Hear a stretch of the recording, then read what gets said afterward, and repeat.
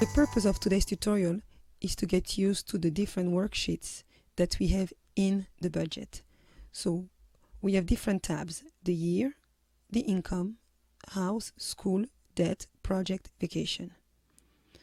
We land on the income tab once we open the budget. We're going to magnify to get a clearer view. And on the income tab, we can see that we have two sections. The top section, it's basically a display section. We cannot enter data except on this white cell. And I will explain later the reason why. And then we have a bottom section, which is a data entry section.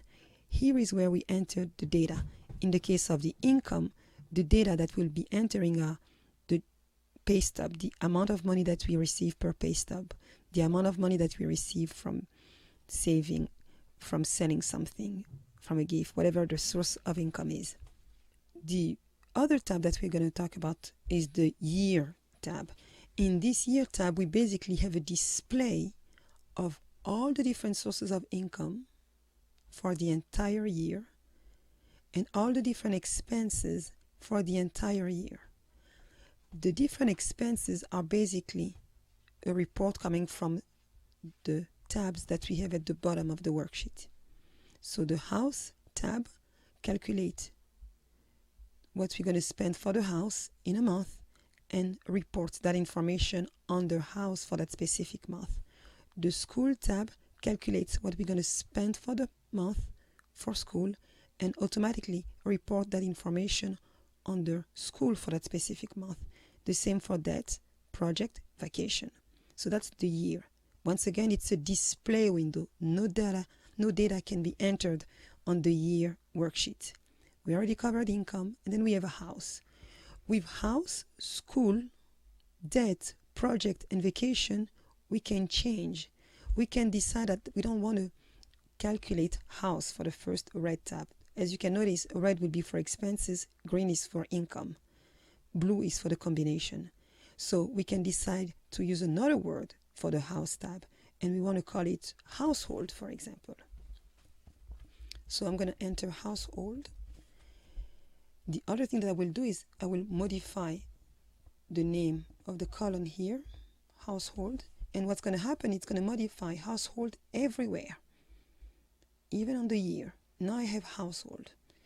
If instead of school, I wanted to calculate my budget for my hobby, a very specific hobby for which I have a very specific name, let's say I call it fly fishing.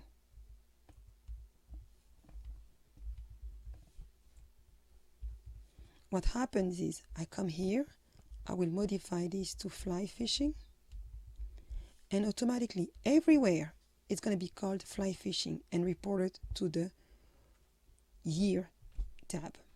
So once again, the red tabs are all suggestions. They are for you to use in such a way that you can have different categories. The income one is the one that you cannot modify, and the year one, which again is the display of everything, cannot be modified. Income tab. We say that it's the only tab where you have a blank cell on the display side. The reason is because when you start your budget, when you start calculating your annual budget, you do start with something in hand. It can be cash, it can be something in your bank account, whatever it is. So that amount of money that you already have, you want to record it because that's what you start with. The other thing that you can do with the income tab, it's you can set up the starting month of your budget. Let's say that you want to start calculating your budget in the month of August. You don't want to start in January, you want to start in August. That's when you negotiate your contract. That's when you get your raise. So you're going to write here, you're going to write 8/1/14. And that's when you're going to start calculating the budget. And as you can see, what happens is all the subsequent months have been updated. You now have September, October, November, December. And it has been done on the data entry side. It has been done on the display side of the income, but it has been done everywhere. For household, we now have August 2014. For fly fishing, if you want to keep it for fly fishing like that. For debt, for project, for vacation. And again, for year, which is the display, we have the same thing. We now have October 2014 as the beginning month. So you start from the income tab, you determine the amount of money that you have and that you start your annual budget with, and you determine the date, the beginning date of when you want to calculate your budget. So let's go back to the income tab, and we're going to work on entering the data to record all the possible income, all the income that the family is expecting to earn. So in this family, we have a father and a mother. We have 3 children. The father and the mother work full-time, and the mother has a part-time job in the summer.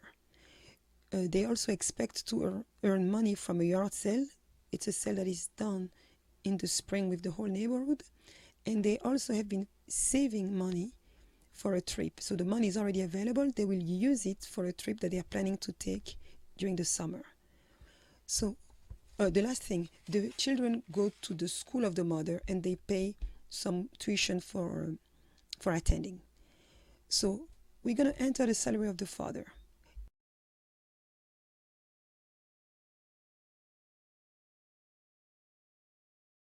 Here it's labeled J1 Pay 1. This is not the easiest label to remember whose salary it is. You may want to update it. The father is a lab tech, so you may want to enter it lab tech. And it's 1 for the first paycheck. So the first paycheck he received, he has an annual salary that is paid bi-weekly. So for the first paycheck, we're going to have 1. The second paycheck will be lab tech, but instead of 1, it's going to be 2 for the second paycheck. We want to insert a third paycheck because everyone who works and has a bi-weekly pay ends up having 26 pays. We know that we have 12 months in a year. With 26 pays, there are 2 months during which you will have an extra pay. So lab tech 3 will take care of that. The mother, we're going to have the same thing. She's a kindergarten teacher. She works in a private school, so her salary is calculated and paid bi-weekly. So we're going to have K teacher 1 for the first salary, K teacher 2 for the second salary, K teacher 3 for the third salary. We already know that they've been saving for the trip, so we can call trip saving for this line. And we also have the yard sale, so we can call it yard sale. And that's all the money they're expecting to earn. So we know that the family starts with $356, and that's on the display side in the first column. That's what they have right now in the checking account. And from that point on, they want to start calculating how much money they will earn. So let's enter the income of the father. He earns $37,240. That's the gross pay before taxes. On his paycheck, he receives $1,249. So here under August, we're going to write for the first paycheck $1,249, $1,249 for the second paycheck. In August, there is only 2 paychecks. And then we can copy every single one of those data for the rest of the year. He's not expecting any raise, so he's doing his budget with that in mind. We have, so I'm basically copying this previous cell. Equal this cell. Equal this cell. Another way of doing it is by selecting the 2 cells and going to the bottom right of the selection until it becomes a cross, and then sliding that cross with my mouse all the way to the end of the line. So what happens is now I have the 2 paychecks received from the salary of the father, and the total amount of money that he receives, that the family receives, is calculated at the bottom right here. The 2 extra pay stubs will be in November and in May. So now we know exactly how much money will be earned. And of course, it's going to be lower than the gross pay because of taxes. For the kindergarten teacher, the mother, once again, we cannot enter data on the cells. I may not have said it before, I'm sorry. So the cells where you can enter the data are the cells that are white. All the cells that are shaded are for display. They are calculation cells or just display cells. So here we cannot enter the data for the total amount of money brought by the kindergarten teacher pay stub. However, we can enter the amount of money right here. So she earns $27,000 a year, and on her paycheck after taxes, that's $931. And that's for every single paycheck, $931. We're going to copy that information for the whole year. She is not expecting a raise, and her salary is calculated for 12 months, even though she works 9.5 months as a teacher. Again, she expects 2 extra paycheck because of the 26 week of pays, 931 in May and 931 in November. So now we have a clear idea of how much money this couple will receive from their regular job. I forgot to enter the fact that the mother has a part-time job in the summer. So here I'm inserting the label for that column. The mother earns $1,000 for working in the summer, and it's during the month of July. So I'm going to insert 1,000 here.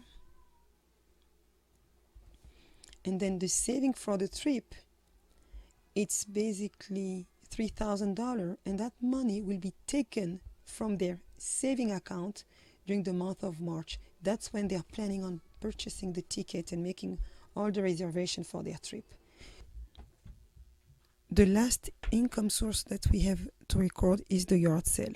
Every year the family participates in the yard sale, usually in the month of April, and that yard sale brings in $450. So we have entered the income from the father, the income from the mother, the income that will be coming from the saving, for the trip saving, the money from the yard sale, and the part-time income of the mother. And that tells us the total amount of money that they are expecting to earn. Above on the display area, everything has been reported, as well as the money that they start with, and the total amount of money that the family has for the entire year is $61,486.